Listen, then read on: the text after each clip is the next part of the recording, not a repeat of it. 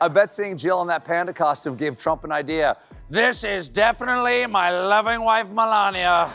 They rigged the election. I didn't rig the election. They rigged the election.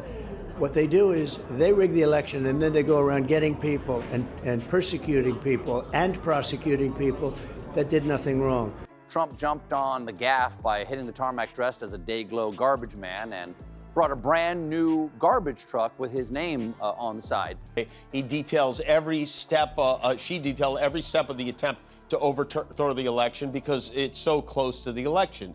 Imagine a world where presidents respond to jokes with more jokes. Now open your eyes and witness the reality. Trump driving a garbage truck to own the libs. Yep, you heard that right. We've got the footage, and trust me, it's even weirder than it sounds. Ready for a journey into the twilight zone of political responses? Let's go. Picture this. It's 3 a.m. and Trump's scrolling through Twitter like a teenager with FOMO. Suddenly, his tiny fingers freeze.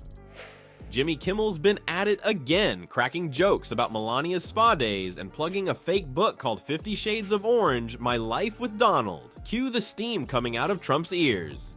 I bet seeing Jill in that panda costume gave Trump an idea. This is definitely my loving wife, Melania. For 60 days prior to an election, the Department of Injustice is supposed to do absolutely nothing that would taint or interfere with said election.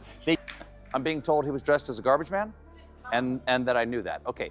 The case is a scam. Trump is what, 78 years old? You think he knows he can double tap the shift button on his phone and fail to rig the election? He's a rignoramus is what he is.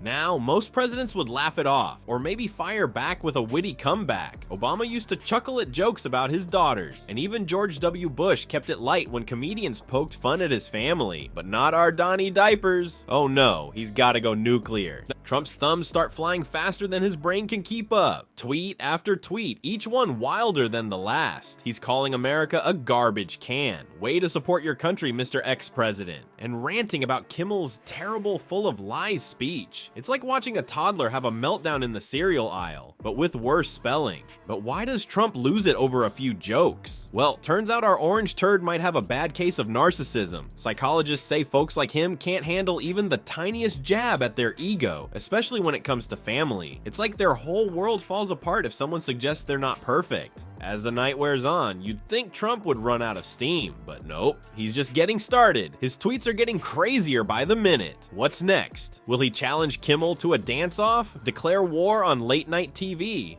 But then, just when you think it can't get any weirder, Trump drops the mic. They rigged the election. The old he who smelt it dealt it defense. Standing next to me, smiling and waving, and definitely not J.D. Vance dressed up as a gopher. They rigged the election. I didn't rig the election. They rigged the election. What they do is they rig the election and then they go around getting people and persecuting people and prosecuting people that did nothing wrong. I see one of the big stories this week continues to be the fallout from Trump's disastrous Madison Square Garden rally, where one of the speakers called Puerto Rico a floating island of garbage. Well, I control the weather. They would have made sure a house landed directly on you, you dement. The teleprompter just went out. Or should I say, picks up the garbage truck keys? Yep, you heard that right.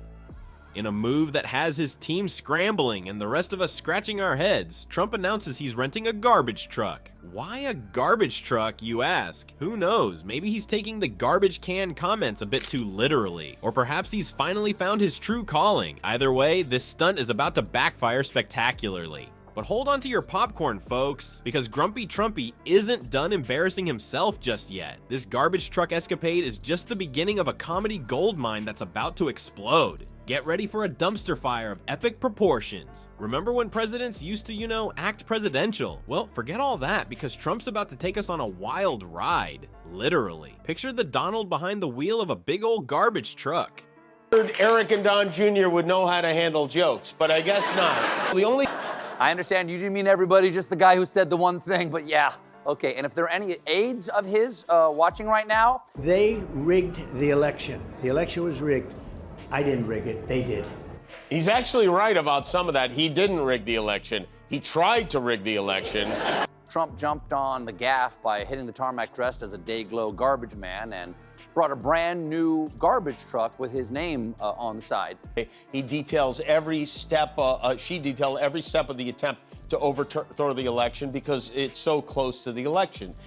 Sounds like a bad joke, right? But trust me, this is one punchline you won't see coming. So there's Trump wearing a bright yellow safety vest that's probably the first honest thing he's worn in years. He's sitting in the driver's seat of a garbage truck, looking about as comfortable as a cat in a bathtub. His team is running around like headless chickens, trying to make this crazy idea work. You can almost hear them thinking, how did we go from the White House to the dump? Now, the big question on everyone's mind, will Trump actually go through with this trashy stunt? Well, folks, he did. Eyewitnesses saw him fumbling with the controls, probably wondering why there's no gold-plated steering wheel. It's like watching a toddler try to drive a tank. Hilarious, but also kind of terrifying. But here's the kicker. This garbage truck adventure backfired worse than Trump's hairspray in a windstorm. Instead of shutting up the comedians, he handed them comedy gold on a silver platter. Or should I say, a garbage platter? The late night host had a field day. Stephen Colbert quipped, "Trump driving a garbage truck? Talk about taking your work home with you." Seth Meyers chimed in, "I guess when your presidency is garbage, you might as well embrace it."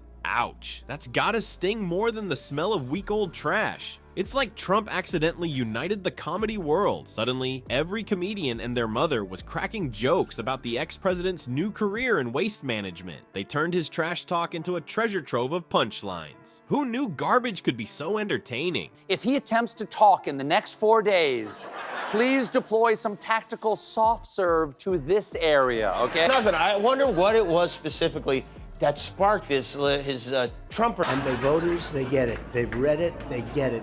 And it's already come out. Every single channel is calling it election interference. Ready? When we tried to get in it, he didn't exactly project strength.